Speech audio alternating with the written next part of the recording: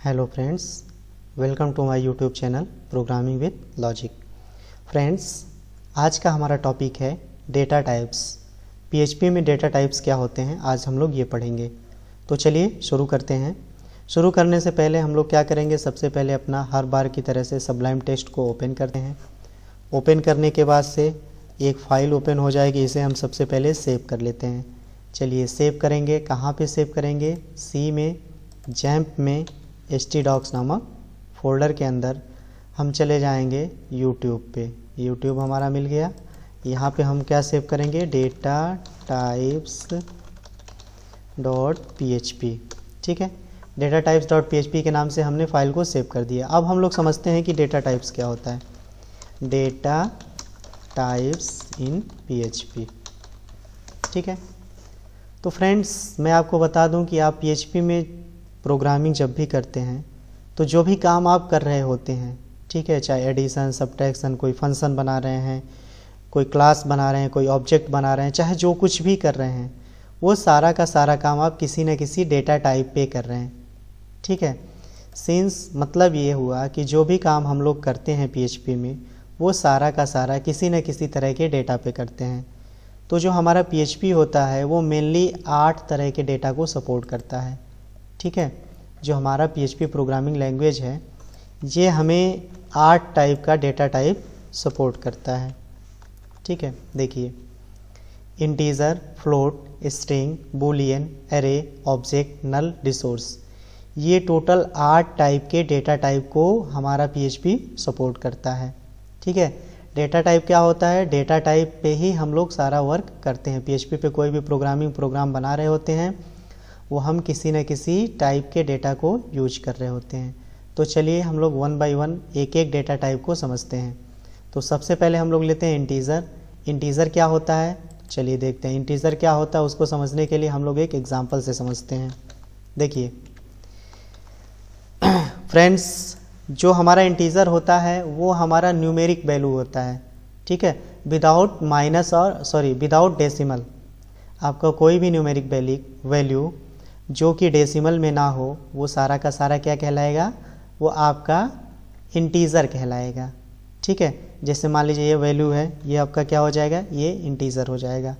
ठीक, चलिए, इंटीजर में क्या होता है, आपका डेसिमल नहीं आना चाहिए। इंटीजर आपका माइनस भी हो सकता है, जैसे मान लीजिए $x हो गया और मैं एक और डॉलर ले लेता हूँ, $y = -20 कर देता हूँ। ठीक है, देखिए पहले हम लोग $x को देखते हैं। ये वैर डंप, आप सोच रहे होंगे कि ये वैर डंप क्या है। ये वैर डंप एक फंक्शन होता है जो कि ये बताता है कि आपका जो भी ये वेरिएबल है वो किस टाइप का है, कितना है और किस टाइप का है, इंटीजर है, फ्लोट है, कैरेक्टर है, क्या है, ये सारा चीज़ ये बताता है आपका वैर डंप। तो चलिए हम इसे सेव कर दिए। हम लोग इसे रन कराने के लिए जाएंगे अपने क्रोम ब्राउज़र में। क्रोम ब्राउज़र को मैंने ओपन किया। ओपन करने के बाद से यहाँ पे हम लोग लिखेंगे लोकल होस्ट, एज़ यूजुअल आपको पता ही है। फिर फोल्डर का नाम यूट्यूब और फिर हमारे फाइल का नाम हमारे क्या है, डेटा टाइप्स डॉट php। इसे हम लोग रन कराते हैं। देखिए इसे हम लोग रन कराते हैं, देखते हैं क्या आंसर आता है। हम क्या करते हैं, इसे पहले हम ऊपर जो कुछ भी है इसे कमेंट आउट कर देते हैं ताकि कोई दिक्कत ना हो। ठीक है, इसे हमने हटा दिया। अब इसे हम रिफ़्रेश करके देखते हैं। चलिए रिफ़्रेश करते हैं, देखते हैं क्या होता है। देखिए int 59 मीन्स ये क्या है कि आपका ये जो भी है $x, ये क्या है, इंटीजर है। यहाँ पे देखिए आपको पता चल गया ये इंटीजर है और ये 59 है। एक बार हम लोग y को देख लेते हैं, y क्या चीज़ है। तो y को हमने देखा, y को वैर डंप में करके देखते हैं, रिफ़्रेश करते हैं, देखते हैं क्या होता है। देखिए ये भी इंटीजर है, -20y क्या है, ये भी इंटीजर है। ठीक है, चलिए अब हम लोग दूसरा डेटा टाइप देखते हैं, फ्लोट। ठीक है, फ्लोट को हम लोग डबल भी बोलते हैं। क्या बोलते हैं, फ्लोट को डबल भी बोलते हैं।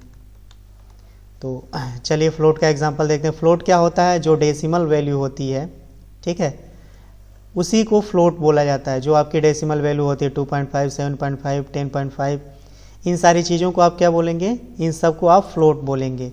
चलिए फ्लोट को समझने के लिए हम लोग एग्जाम्पल से समझते हैं। देखिए मैं ऑलरेडी यहाँ पे फ्लोट का भी एग्जाम्पल लिखा हुआ हूँ, कॉपी किया और ले जा कर के इसे यहाँ सीधे से पेस्ट कर दिया। ठीक, 10.365 वायर डम्प, ये क्या चीज़ है, एक वेरिएबल है, वेरिएबल में 10.365 दिया हुआ है। अब हम वायर डम्प से देखते हैं ये किस टाइप का वेरिएबल है। इसे हमने सेव किया, ब्राउज़र में गए और ब्राउज़र में जाने के बाद से इसे हम रिफ़्रेश कर दिए। देखिए रिफ़्रेश करने के बाद से क्या आपको दिख रहा है, ये क्या है, फ्लोट 10.365।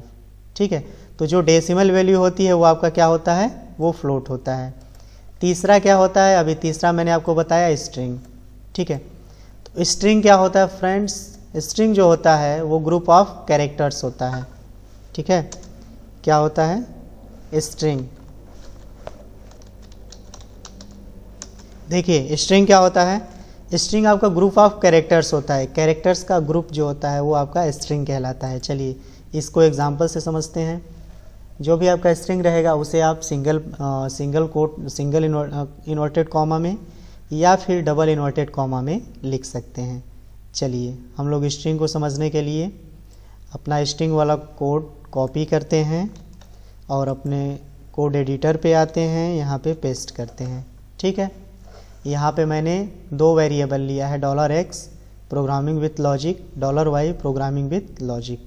देखिए $x में क्या है, यहाँ पे डबल इन्वर्टेड कोट लगाया गया है, डबल इन्वर्टेड कॉमा है, यहाँ पे क्या है, सिंगल इन्वर्टेड कॉमा है। ठीक है, हमने x को इको किया है, लाइन ब्रेक किया है, फिर y को इको किया है, फिर लाइन ब्रेक किया है और फिर उसके बाद से वायर डंप किया है। चलिए अब इसे हम लोग क्या करते हैं, अपने ब्राउज़र पे एक बार इसे रन करा के देखते हैं। तो चलिए ब्राउज़र पे रन कराने के लिए रिफ़्रेश किए। देखिए पहला जो मैंने सिंगल कोट में लिखा था ये भी आ गया, डबल कोट में जो लिखा था वो भी आ गया। देखिए डबल कोट वाला भी है, सिंगल कोट वाला भी है और इसके नीचे क्या कह रहा है कि ये स्ट्रिंग है। ठीक है, वायर डंप हमारा फंक्शन क्या बता रहा है कि ये जो कुछ भी है ये एक स्ट्रिंग है और वो टोटल इसमें कितने कैरेक्टर हैं, तो टोटल 22 कैरेक्टर्स हैं। ठीक है, चलिए अब हम लोग अगला देखते हैं। स्ट्रिंग के बाद से क्या हो जाता है, बूलियन। देखिए बूलियन क्या होता है, बूलियन सिंपल सा, बूलियन में सिर्फ और सिर्फ दो चीज़ें होती हैं, आइदर ट्रू और फॉल्स।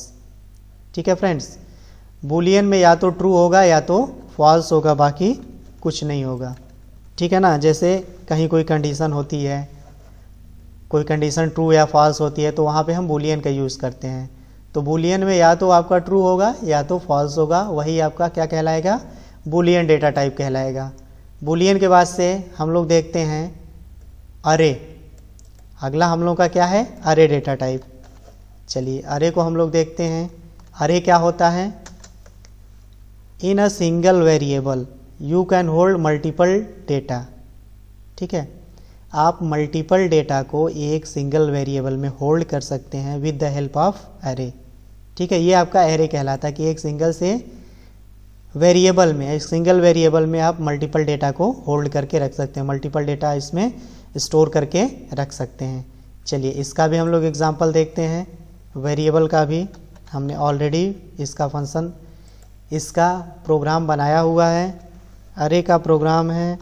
यहाँ पे हमने अरे को कॉपी किया, पेस्ट किया और सिंपल सा एक काम और कर देते हैं, अरे वायर डंप है। ठीक है ना, ये क्या है, एक अरे है, अरे में मैंने एक अरे बना दिया $lang से और यहाँ पे PHP पाइथन 20 ये सारी चीज़ें लिखी हैं।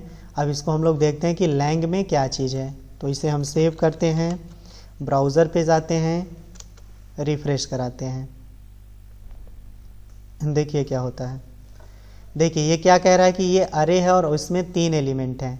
ठीक है, यहाँ पे देखिए ये अरे है और इसमें 3 एलिमेंट हैं, 1 2 3।